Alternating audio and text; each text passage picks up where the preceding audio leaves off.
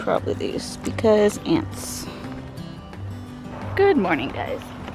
Today we've got a pretty good harvest of tomatoes and peppers to do.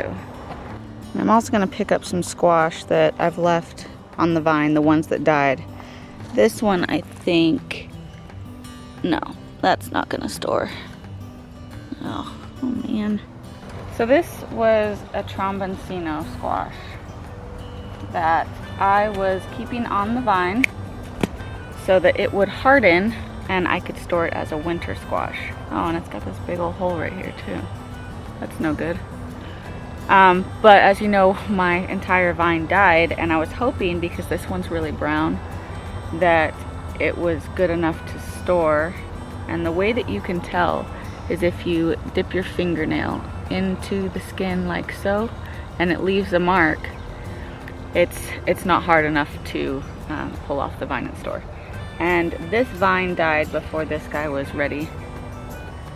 So, and also that huge hole.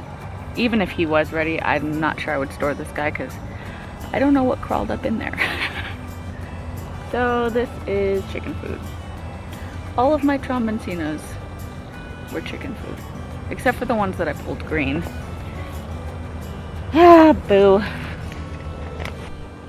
So I'll put this guy right here, but he doesn't count towards the harvest. And I have been steadily picking tomatoes from these plants over the course of several days. I did let a lot of these stay on the vine and ripen a little bit longer so that I could do this video, but it's been coming in really slow, especially with the heat that we've had here.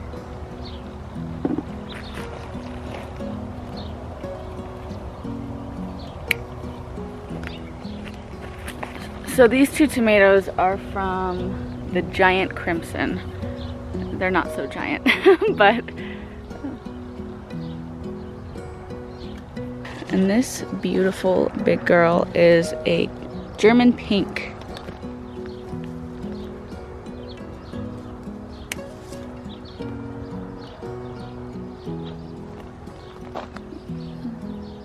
Look at that. She's got a hole right here, but I'm sure I can just cut that out. This is a gorgeous tomato.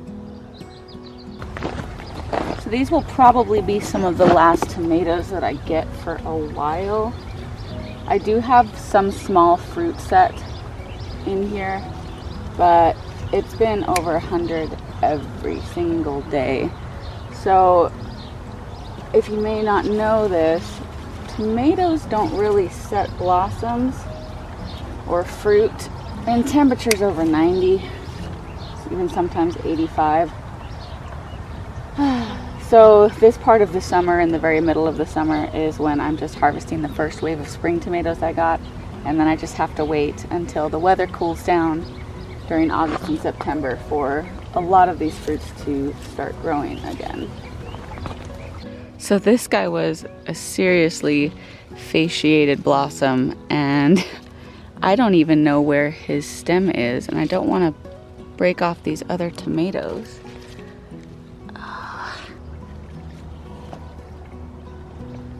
And his stem is attached to this guy right here, which I also do not want to break off because it's a new tomato.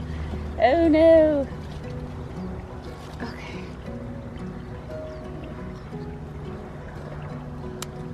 Here. Is that working? Oh.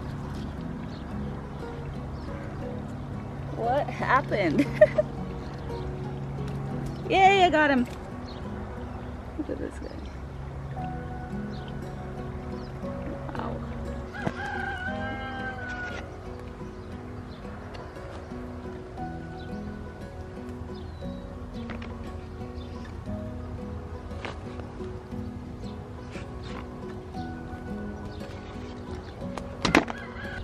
Now all those tomatoes were either giant crimsons or German pinks, which are both heirloom slicer varieties.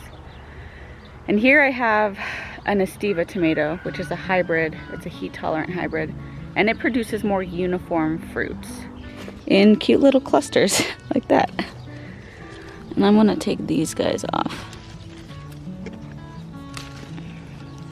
A little bit easier to pick too.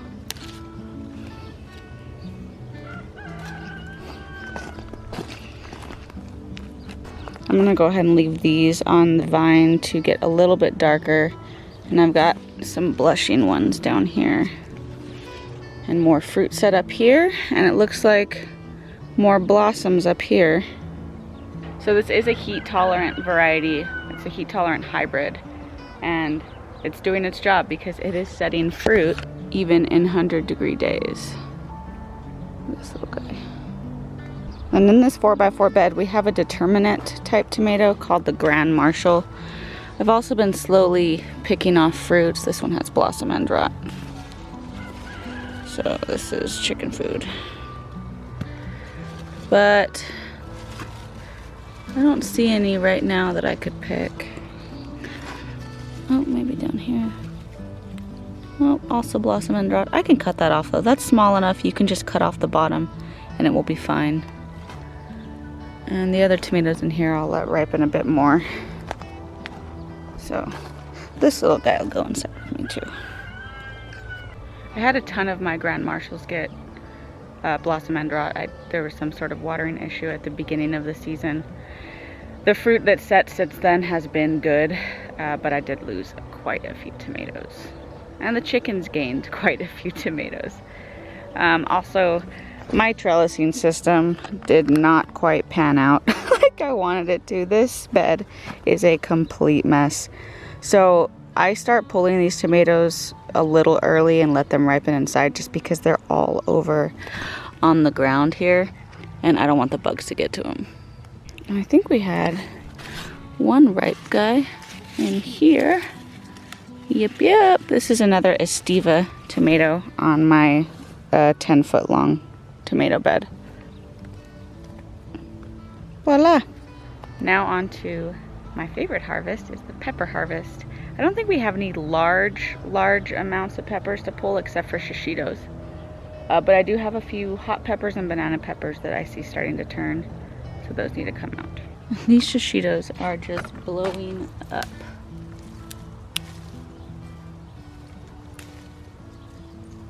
I don't mind ripping the peppers off like this, especially on shishitos because there's so many.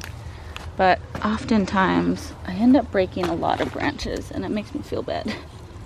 So I do not. Let's just cut the rest of these guys.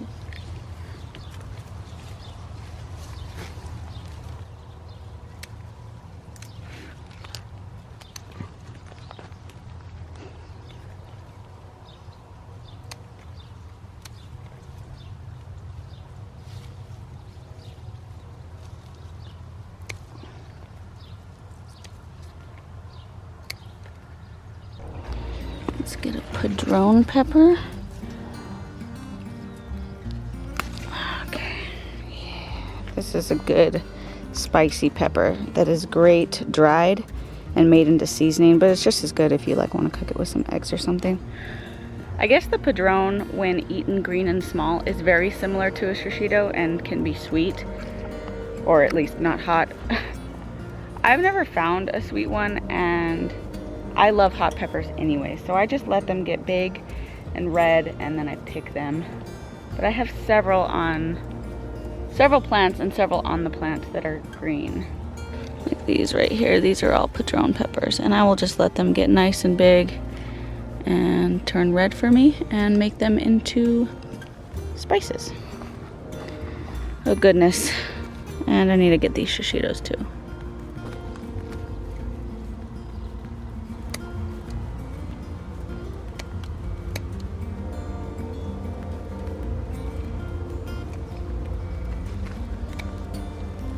This plant is definitely not doing as well as the other one I just picked from. It's probably getting largely shaded out by this padron plant right in front of it. But the peppers are also smaller. So when I save seeds this year, I will probably save seeds from the other plant and not this one. While we're here, let's go ahead and deadhead this calendula, which looks like it's on its way out anyways. Doesn't look that healthy. Let's grab these beans too. These are the asparagus yard-long beans. This is a pretty good size to pick them at. If you let them get too much bigger than this, the seeds start forming in the pods, and then they're not very good. So little skinny guys, they aren't as long as they can get. They can literally get like 2 feet long, but at that point the seeds have filled these pods, and then they're not really good for fresh eating. Now over here I have 2 Jalafuego pepper plants, which are just hotter jalapenos, and then several Sugar Rush peach peppers. I have been pulling the Sugar Rush peach peppers out sporadically. They're not really ripening all at once, even though all the fruit set happened at once.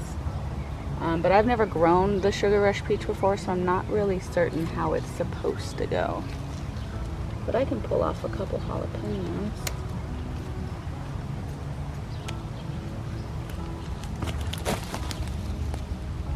And over here I've got the chocolate mini bell, which is finally starting to turn, but the plant is really not growing too much anymore, which is fine. I don't love these peppers anyways. I just stuck one in because I had seeds for it. And I think one of these banana peppers is ready. Oh yeah, this is past ready.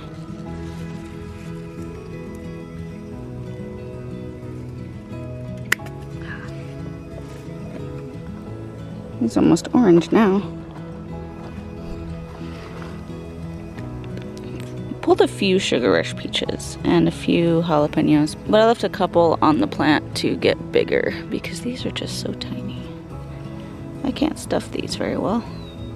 So the pepper plants haven't really taken off just yet. They usually ramp up production in mid-July, and we are starting to get there. It was really hot in June, and they're also struggling. So it's a nice balance. It's just kind of like everything is waiting for the heat to die down and the rains to come, which happens in August and September. And then the garden goes bonkers. It goes crazy. Through late June and July, when it's the hottest, it's more like just surviving. And they still put off fruit, but it's not like a huge abundant amount where I'm taking in bushels of peppers and tomatoes. It's just spitting out fruit where it can without trying to kill itself.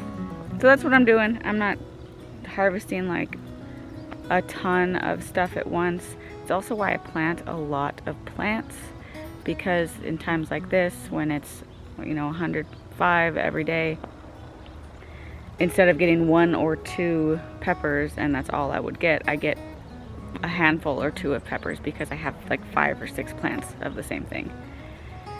That's the way I found is the best to go. Obviously I'm still learning, still growing every year, but I feel like that's pretty good. Let's go pick some squash. I am pretty disappointed about these Tahitian melons because they are not completely mature yet, but this vine is totally dead. It's not even connected here. I tore out the plant yesterday during my garden cleanup. So this is probably going to be chicken food. I'm going to break one open and see what it looks like on the inside. I've never grown this plant before, nor have I ever eaten it. It might still be good, or it might be chicken food. Ooh, that's a big boy.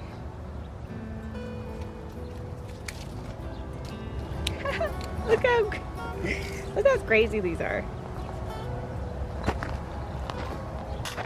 I have some green chilies over here on these plants that are doing pretty well. The plants themselves are small, so I'm not expecting these to be huge. They can get a lot larger than this. But I'm going to leave these on the plant and see how much larger they get, because none of them are turning red. Oh, that one's kind of tinged. But with green chilies, it doesn't matter to me if they're green or reddish. They really taste the same. And I just roast them and then freeze them for use later throughout the year. So I'll just leave those guys on there. And I think I have some pumpkins I can harvest if their stems are dry. Let me see. So I know this guy was looking ready, but his stem is still pretty soft.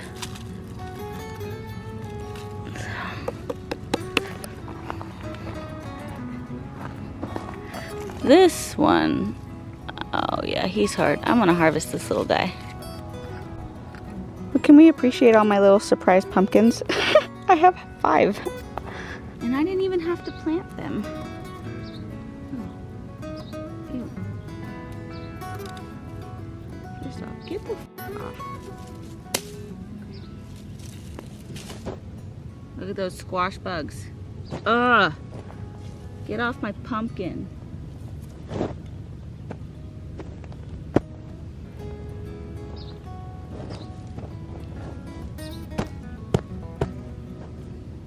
And we cannot forget about this Armenian cucumber plant. I have tons of small ones on here, and I had a medium-sized one yesterday that I wanted to let grow some more, and this is how big it got overnight. Let me see if I can pull this off without ripping the whole vine. No, I'll have to cut it. Bummer.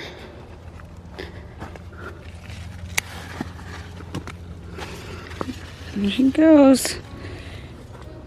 It was about half the size yesterday afternoon. They grow so quickly.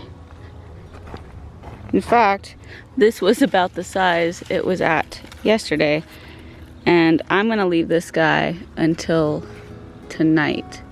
I bet he's just as big. Is there anything else hiding in here? You really have to get down in these vines and check.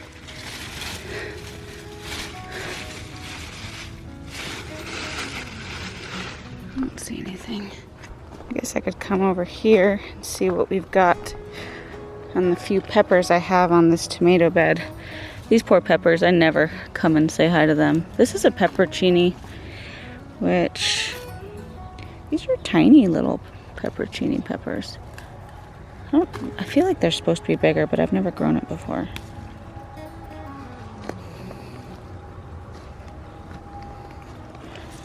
I don't even know what kind of pepper plant this is. Oh, it looks like some sort of maybe green chili. Yeah. And that looks like the same, some sort of green or red chili. But my Berries Crazy Cherry is slowly dying, and I'm not sure why. See these tops? They're like dead and burnt off almost. And this here looks a lot like maybe verticillium wilt. I think this might be verticillium wilt. That would make sense why those are dying and these are spotted. If verticillium wilt is the one I'm thinking of, I'll double check when I edit this video. If it's not, I'll correct it below. I've never had that in my garden before, but I've had it on, I have the same thing happening to my Mexico midget tomatoes, which are a red cherry variety. So, I don't know. Interesting, which is fine. I'm really interested mostly in slicers. I mean, when I come out to the garden, I snack a lot on the cherry tomatoes, and the kids will snack on them. But as for like general eating, I don't throw them in a whole lot of things. I eat a lot of slicers, like just plain with salt and pepper and oil on them. And then of course canning tomatoes. You need large tomatoes for that. So we don't eat a whole lot of cherry tomatoes. I'm not too upset about it. I'd be way more upset if verticillium wilt got a hold of my slicers. Let's take this all to the garage, see what we've got. Hooray! So I've got 2 Tahitian melons here, the Tromboncino, an unknown pumpkin variety by the size of, well, some of them are big, some of them are small. I have no idea what rind I threw in the garden last year, and I do not know what variety this is, but it will store well. And I've got 1 banana pepper, some red chilies, a pimiento de padron pepper, several jalapenos, shishitos abounding, 1 Armenian cucumber, and a ton of tomatoes. And that's a pretty typical daily haul for me. It's about what I've been pulling out daily here for the past couple weeks. Not as many tomatoes, of course.